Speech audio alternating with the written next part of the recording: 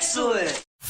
So I am frequently asked the question, what graphics card should I buy? Which is understandable since the GPU is often the most expensive part of a gaming PC build. Even if you've already decided on a specific GPU, such as the NVIDIA GeForce GTX 1070 that I'm using for my example today, there might be 5 or 10 plus different versions of it from different add-in board partners like Zotac to choose from. So here's how you can narrow down those options to choose the graphics card that's right for you.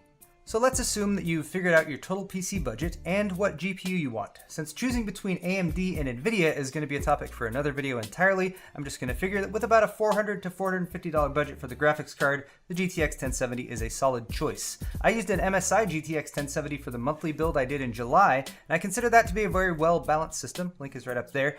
It was $1,200 total, and the GPU in a gaming system is usually going to be about 25 to 40% of the overall budget.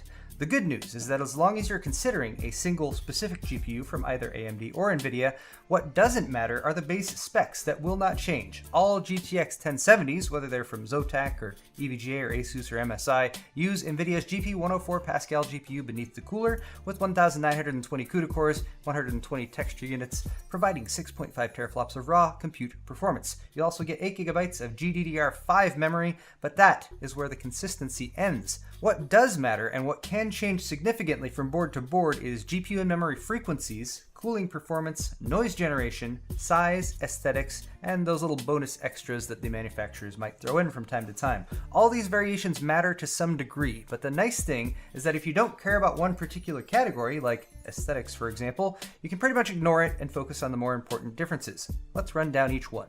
Speed, or GPU frequency. Raw performance should be number 1 on this list, but how much can this vary given that we're talking about the same GPU from board to board?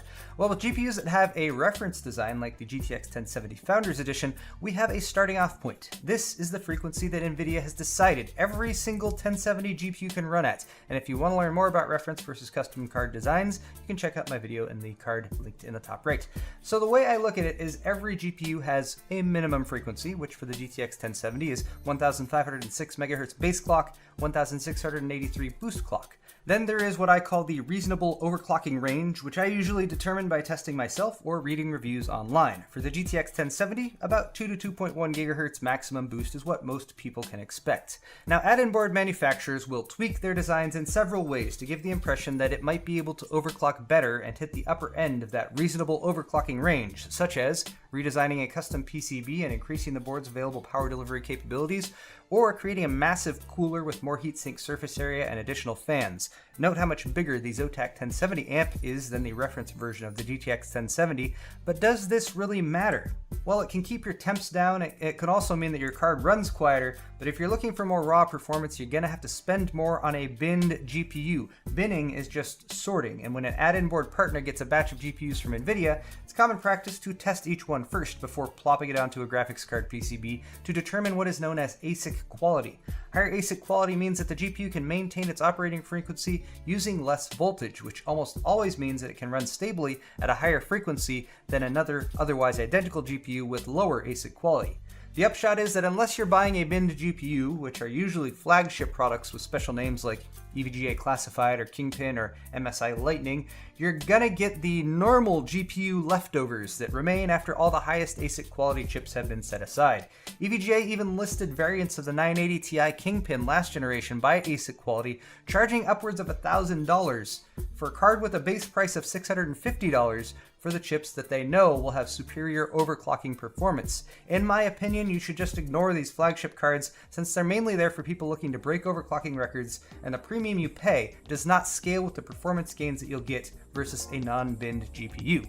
Any GPU frequency over those reference base clock numbers mentioned earlier is technically overclocking though, and you should decide if you want to overclock your GPU right up front. Most add-in board manufacturers have software to let you overclock. Zotac's is called Firestorm. By simply adding a 200 MHz positive offset to the GPU clock on this card, I was able to overclock to about a 2 GHz boost clock, and it actually ran at 2050 to 2075 MHz during testing. This is a good overclock, but also nothing special compared to other GTX 1070s that I've tried, including the lowly Founders Edition. Even with the big cooler, the extra 8-pin power delivery, sexy carbon fiber accents and all, the determining factor for this 1070 amp overclock was the luck of the draw with the GPU's ASIC quality more than anything else. All this is to say that with the majority of GTX 1070s or any specific GPU that you're looking at, you're better looking at other factors to decide which one to buy out of the box than just frequency alone. That is, if you're okay to manually overclock. If you don't want to overclock though, and there's nothing wrong with that, not everyone likes to do it, definitely check those default speeds out of the box. 1070 amp here runs at 1797 boost clock compared to the reference design's 1683, for example. That's over 100 megahertz manufacturer overclock. That'll get you more performance out of the box, and you will never need to load up the manual control software. That's not to say that these large coolers are useless though, and cooling is important, especially over long play sessions. If your GTX 1070 gets hotter than 83 degrees Celsius, it will reduce the operating frequency, which will also reduce performance. So fortunately, this big cooler never allowed my GPU to get above 72 degrees Celsius. Also, that cooling efficiency means that the fans don't need to work as hard. Under max load, the Zotac 1070 amp never had to push the fans beyond 40% speed to keep the temperatures under control, so the card was basically silent unless I put my ear right up next to it, and a silent running card is a very desirable selling point. Also, when it's not using any of the power, it doesn't even spin the fans up, so that's nice too. Those are the most practical considerations for choosing a specific third-party graphics card design, but there are other things to take into account as well. With a custom PCB, you might consider water cooling in the future, so custom PCBs need custom water blocks. You may or may not have one available from a manufacturer like EK, so for that reason you might want to go with a reference style PCB. The boards can also be bigger though, and the cooler size can also increase, so having room in your case is a very important consideration. Having a long GPU can conflict with drive bays, and having a 2 slots or even 3 slot sized cooler can block expansion slots. You might also consider the card's design and aesthetics, especially if your case has a side panel window and you want to get all matchy-matchy and stuff. Colors, or lack thereof, are either the least important thing on your list or the most important, I guess, depending on how much of a visual person you are. The yellow accent stripe on this card's backplate, for example, is a make or break aesthetic choice. It would work perfectly in a yellow accented build, but would stand out horribly in other color schemes. If color coordination is important to you, consider this carefully, as otherwise you might have to resort to modding or painting things to work, which, while fun, can void your warranty.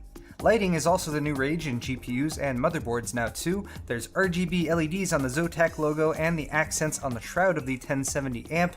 You can control them with the Firestorm software. Just make sure that your GPU's LEDs will match with your build if they're a static color, or double check that they can be disabled or controlled with software. If you're still on the fence in your GPU buying decision, consider these extras. A backplate like the nicely designed wraparound job on the Zotac amp is largely an aesthetic addition, but often considered quite valuable as an upgrade since it is usually very visible in your case. Accessories for GPUs are often pretty minimal, but some packages, like the one that came with the Gigabyte GTX 1080 Extreme that I reviewed a few weeks back, can provide some compelling add-ons like a high bandwidth SLI bridge and front panel HDMI ports for VR. Free games are common additions to keep an eye out for as well, especially if it's a game that you already planned on purchasing, although those promos tend to come and go. Also, a good warranty can provide some peace of mind. Zotac provides a 2-year warranty, which is extendable to 3 if you register your card. And finally, mail-in rebates can help save on pricing, as long as you remember to mail them in, of course. So what graphics card is right for you? Well, that depends on you, your budget, your build, and your personal taste. But as long as you don't mind the yellow, I think Zotac has built a very nice GTX 1070 in their amp edition right here. So check the description down below for a link to this card on Amazon. It's got current pricing if you're interested, or use what you've just learned in this video to make your own choice. There's also a link to the Paul's Hardware store down there where you can buy shirts. While you're at it, hit the like button and get subscribed if you enjoyed this video. Thank you for watching, and I'll see you next time.